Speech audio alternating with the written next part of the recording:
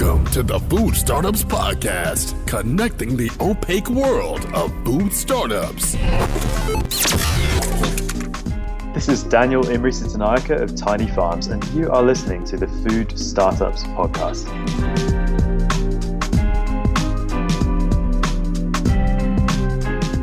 He is an entrepreneur, recovering corporate lawyer, and a mediocre surfer.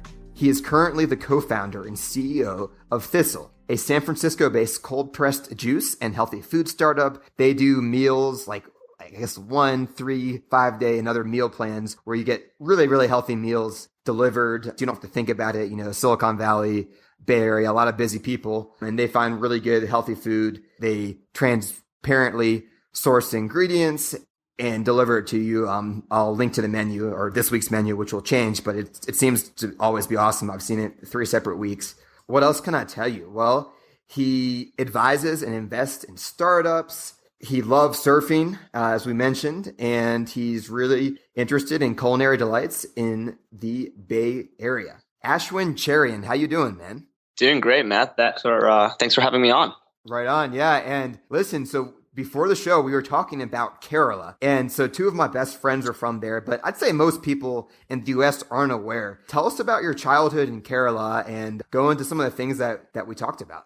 Totally. So I was actually born in Kerala, which is one of the southernmost states in India. It's, I think a lot of people are kind of like increasingly when they visit India, checking out Kerala because it's a hugely lush tropical kind of land. It's got a 98% literacy rate, which makes it very interesting in that I think that's actually the highest literacy rate for a region in the world. And so kind of, my parents were from there, my kind of entire kind of like, going back, I think 7, 8 generations have been from there. But around the age of 7, my parents, who were physicians, made the decision to immigrate to the US, primarily because they wanted to give their children access to the greatest number of opportunities that they could possibly have. One of the things that kind of they saw when they were growing up in India was that you kind of had to pick one of 3 kind of very narrow tracks if you wanted to be considered quote unquote successful. And so that really meant that you could either be a doctor, a lawyer, or an engineer. And so my parents, obviously ended up kind of choosing medicine as their track, but they wanted to make sure that,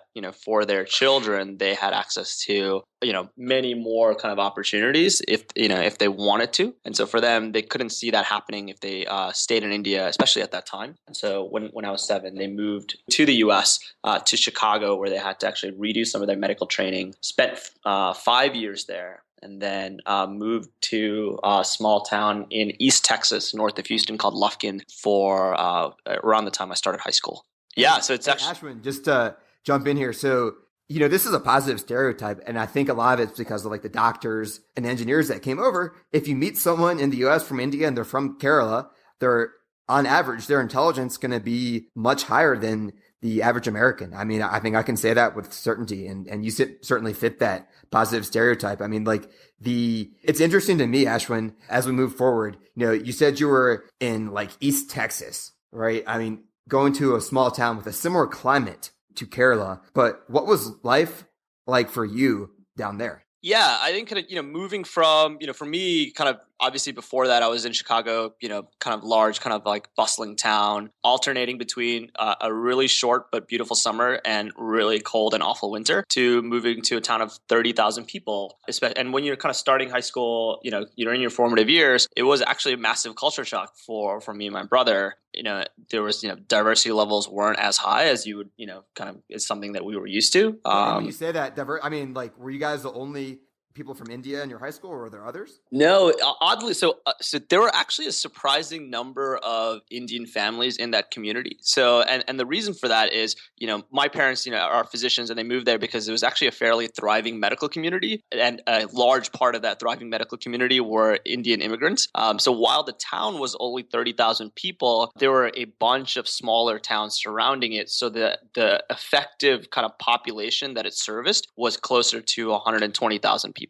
So it actually kind of, oddly enough, had it has the #2 heart clinic in all of Texas, which kind of blew my mind a little bit. And why would it be located in kind of like this odd area? But that's the reason. It's just that, there were, in terms of kind of medical access, apart from, going to Houston or a Dallas or an Austin, in that region, this was kind of the center. So, but to answer your diversity question, while there were a relatively larger number of Indian immigrants there, the rest of the kind of what you'd expect in terms of a good diverse mix of people to grow up with, it was hugely limited. Yeah, it was. I think our school was roughly split. 1/3 kind of Caucasian, one third kind of African American, and then 1/3 Hispanic.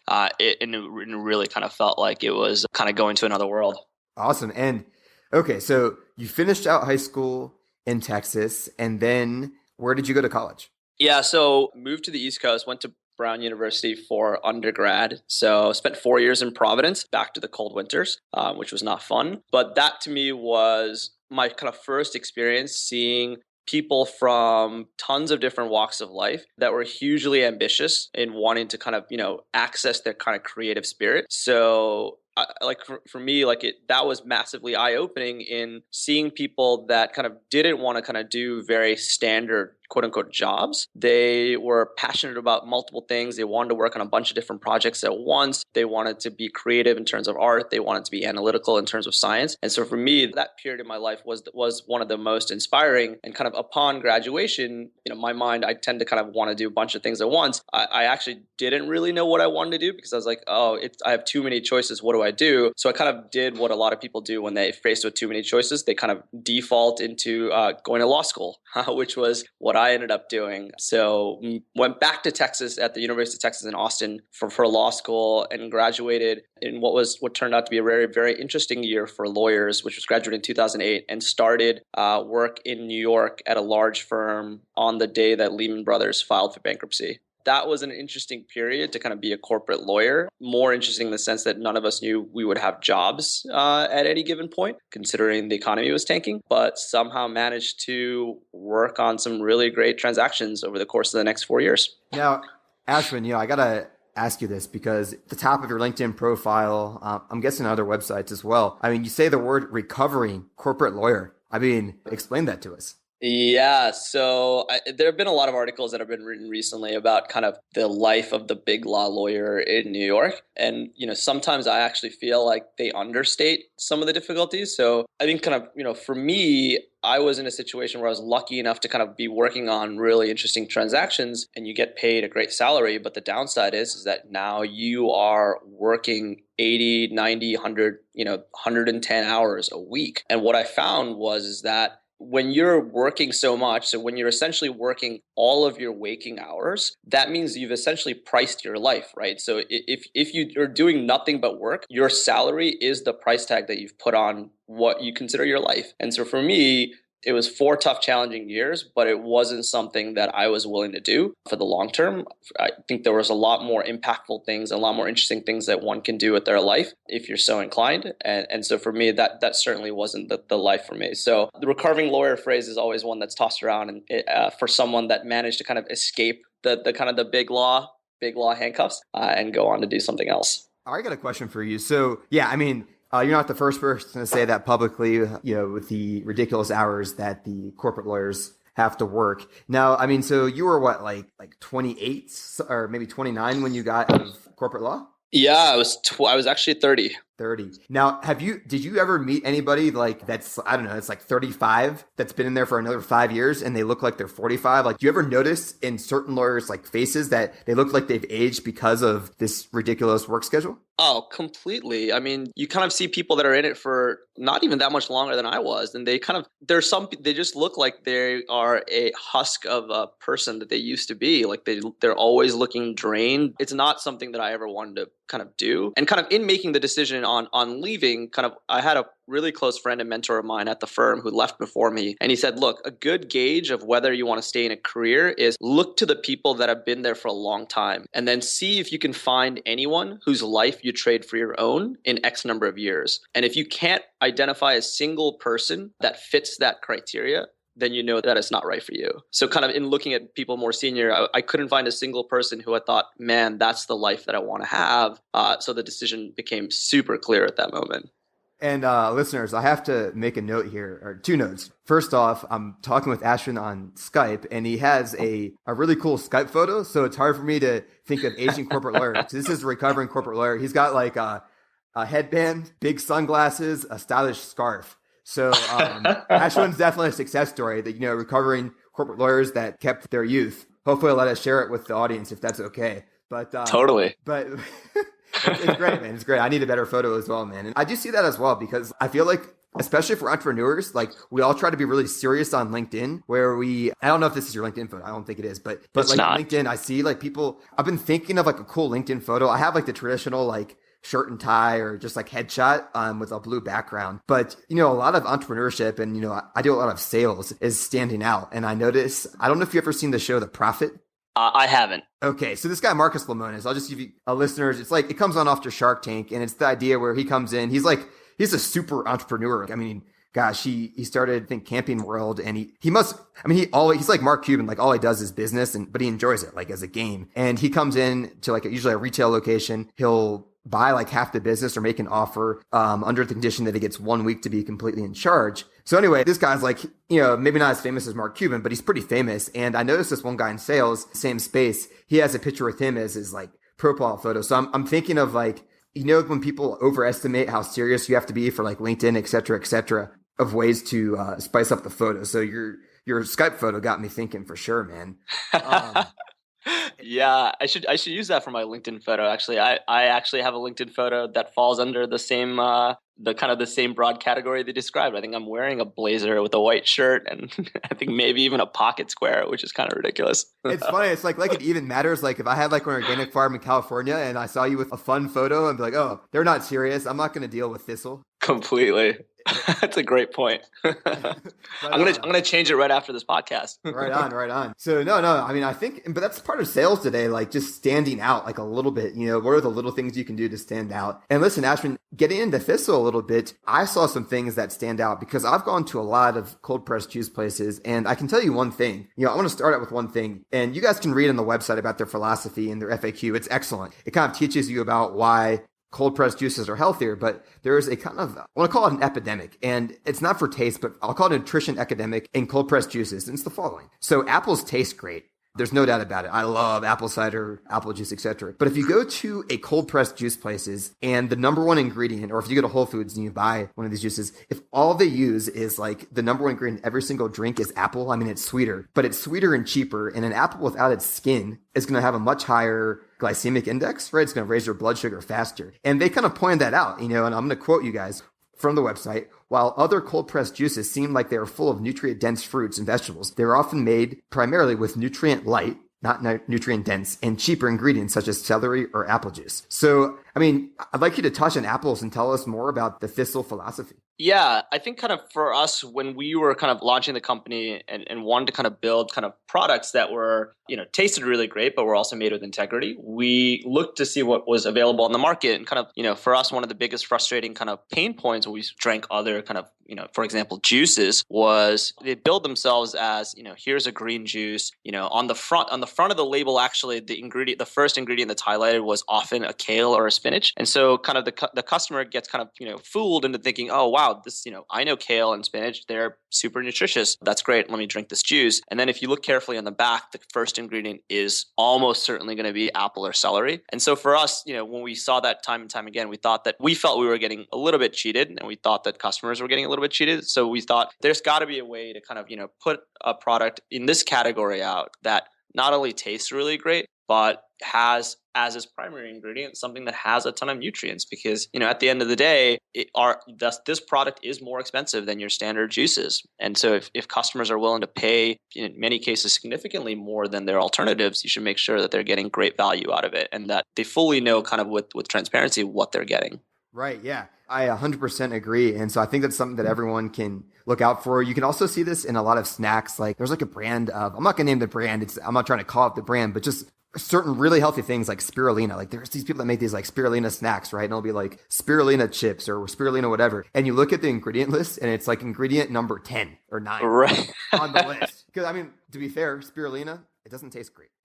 There's a lot of super healthy things. Maca, kelp. They're not tasty. But, I think there is a part of responsibility among the name to the consumer that's not always reading the nutrition facts. When you say it's spirulina, it kind of implies that it's a major part of the product. Ashwin, I need to go back because there's a question I wanted to ask you, but we kind of got so into the story that I forgot. Now, one more thing on Kerala, and I think this kind of goes into entrepreneurship. So for the people that I've known from Kerala, so two of my best buddies, they like went into film and music. And so they kind of went away from the track. But what I understand is at least a certain percentage, like a substantial percentage, that because you guys, you had parents with open mind, right? That said, you can do whatever you want. But I would think a certain percentage of these doctors and engineers that immigrate to the United States, they sometimes will try to push their kids in the direction of doctor or engineer. Did you find that among some of your peers that had made the same, that had come from Kerala as well?